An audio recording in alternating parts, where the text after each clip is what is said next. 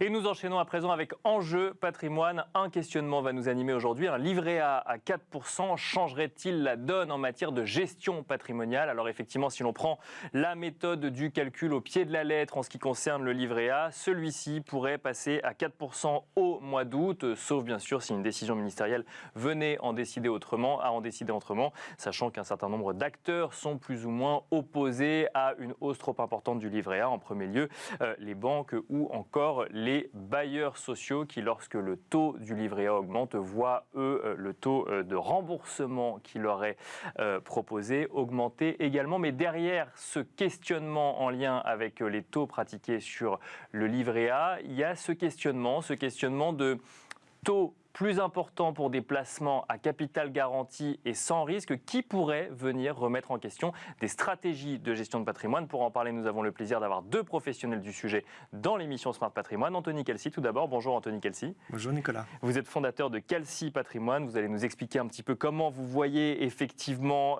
évoluer les demandes des épargnants et les stratégies patrimoniales en lien avec cette nouvelle donne. Mais nous avons le plaisir d'être accompagnés en duplex également par Séverine Giovanangeli-Florence. Bonjour Séverine Giovanangeli-Florence. Bonjour Nicolas. Vous êtes fondatrice du cabinet Mazarin Patrimoine. Nous reviendrons vers vous dans un instant justement pour comprendre comment vous voyez les choses sur ces sujets-là. Anthony Kelsey, tout d'abord, on va commencer avec vous.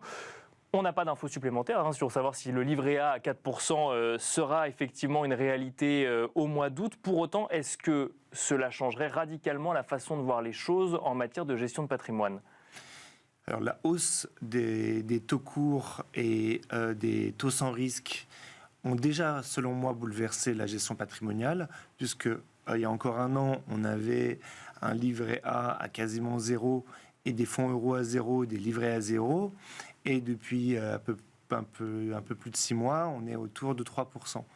Et quand on a des placements risqués qui sont restés à 4% de rentabilité et que les prix n'ont pas encore baissé, c'est-à-dire qu'on a un placement risqué à 4% et des placements sans risque à 3%, on a un problème de prime de risque, ça veut dire quelle est la rentabilité que j'ai en plus pour prendre du risque. Et donc, il est normal pour les épargnants et les investisseurs d'aller sur un actif ou des placements qui ont un taux un rapport rendement-risque qui est bien supérieur à un placement risqué. Donc ce que vous dites, c'est qu'il y a une concurrence directe aujourd'hui entre placement risqué ou non risqué, puisque les taux pratiqués sont globalement les mêmes ? Oui, tout à fait. On peut avoir du sans risque à 3%, alors que ce qui permettait, par exemple, des fonds immobiliers qui étaient le placement star pour remplacer le fonds en euros ces dernières années, qui était à 4%. Donc quand on avait du 0% en sans risque et du 4% avec peu de risque sur des fonds immobiliers en assurance vie, par exemple, ou sur des SCPI, aujourd'hui on est à 3% sans risque, toujours à 4% avec l'immobilier, sauf que maintenant, il y a une prime de risque moins conséquente. Moins conséquente, parce qu'on n'a que 1% de surplus de rentabilité, alors que l'immobilier, on sait, est à risque.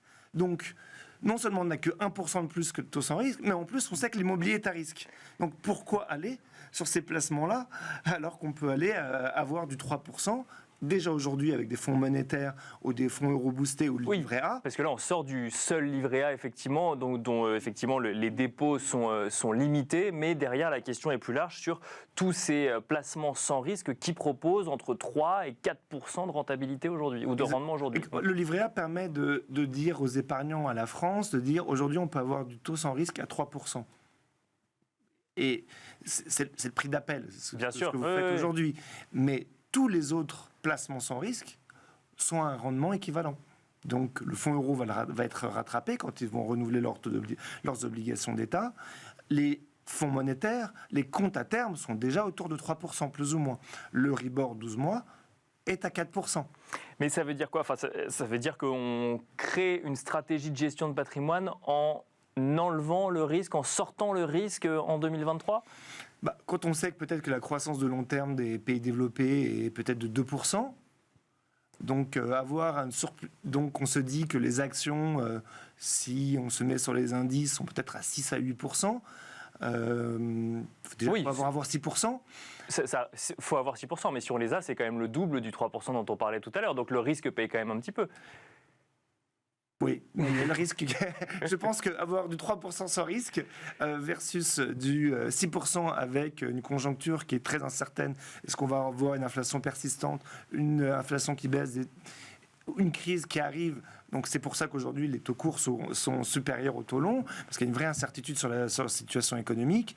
Et aujourd'hui les épargnants, peut-être vous avez raison, on essaie de les convaincre à prendre un peu plus de risques, mais quand on leur montre des taux sans risque, des fonds sans risque à 4%, que leur dit prenez des risques pour être en action, et quand on voit ce qui s'est passé ces 5 dernières années, où ça a été compliqué, eh bien, il y a un report très naturel qui se fait, et c'est compliqué aux épargnants de prendre des risques maintenant. Séverine Giovanangeli Florence, vous avez entendu ce qu'a dit Anthony Calci. Une des règles de base quand on sélectionne ces investissements, c'est le couple rendement-risque. Est-ce que vous constatez qu'aujourd'hui, on est effectivement dans une anomalie où on ne voit pas forcément le rendement augmenter avec le risque, ou en tout cas où il y a une concurrence plus rude entre placements risqués et placements non risqués vis-à-vis du rendement proposé? Alors oui, évidemment, il y a une concurrence qui est beaucoup plus rude qu'avant entre les placements risqués et les placements non risqués, puisque comme vous le rappeliez sur le plateau, les placements qui n'étaient pas risqués du tout rapportaient du 1, maintenant on est quand même à 3. Ceci étant, on a quand même une optique de diversification en gestion de patrimoine qui fait qu'on a l'essentiel de nos clients qui restent quand même sur une bonne partie d'actifs risqués.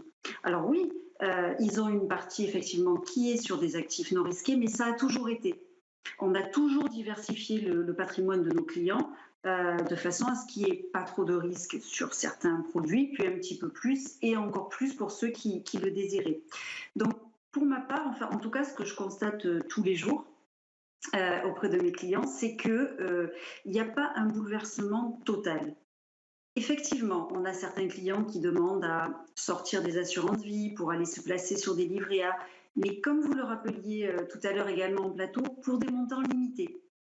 Et peut-être pour peu de temps, parce qu'on ne sait pas du tout si le livret A, on parle de le monter encore, mais on ne sait pas si ça ne va pas repartir à la baisse. Donc je dirais que sur des stratégies d'investissement à long terme, les actions payeront toujours mieux. Entre 3 et 6%, écoutez, les gens préfèrent prendre un petit peu de risque et tenter d'avoir du 6%. Donc, une stratégie de diversification et pas de remise en cause, j'allais dire, majeure de la gestion de patrimoine de nos clients. Donc vous restez convaincu, Séverine Giovanangeli Florence, que le risque paye si évidemment on est dans une stratégie de diversification et qu'on alloue une stratégie de gestion de patrimoine en lien avec le risque que l'épargnant est prêt à prendre. Tout à fait. À partir du moment où il est prêt à prendre un certain risque, ça va payer sur du long terme. On voit très bien le CAC 40 depuis 40 ans, son comportement. Il y a eu des hauts, il y a eu des bas, effectivement. On l'a vu entre l'an dernier et le début de l'année 2023 également. Il y a eu de très gros changements, mais sur du long terme, les marchés boursiers payent, le risque paye, à condition bien sûr d'être en adéquation avec ce que demande le client. Mais fois, pourquoi pas un petit peu de non risqué, un petit peu plus qu'avant parce que ça paye mieux, mais c'est tout. On voit quand même, Séverine Giovanangeli Florence, plus de produits non risqués qu'avant, justement en lien avec cette remontée des taux. On voit des comptes à terme qu'on voyait moins avant, des produits structurés à capital garanti, des fonds obligataires à échéance. Est-ce que mécaniquement, même effectivement si on reste convaincu que le risque peut payer sur le long terme, on ne fait pas face aujourd'hui à une concurrence plus rude, ne serait-ce qu'en typologie de produits proposés aujourd'hui avec cette hausse de taux? Tout à fait, on est obligé d'intégrer dans nos stratégies patrimoniales de placement tous ces produits que vous venez d'énumérer, Nicolas. Alors qu'avant, ça ne faisait pas du tout partie de nos stratégies, c'est-à-dire qu'un client patrimonial, on ne parlait pas de livret A, on ne parlait pas de compte à terme, on ne parlait pas de tous ces produits de taux non risqués. On parlait du fonds euro qui ne rapportait pas énormément, mais c'était à peu près le seul produit non risqué dont on parlait avec eux. Aujourd'hui, on est obligé d'aborder l'ensemble effectivement de ces supports. Alors effectivement, ça modifie un petit peu notre stratégie. Ça ne la remet pas en cause totalement, comme je vous le disais tout à l'heure, mais effectivement, il y a une concurrence accrue et on est obligé de tenir compte quand même de ces produits qui ont un bon rendement pour l'instant et qui présentent zéro risque.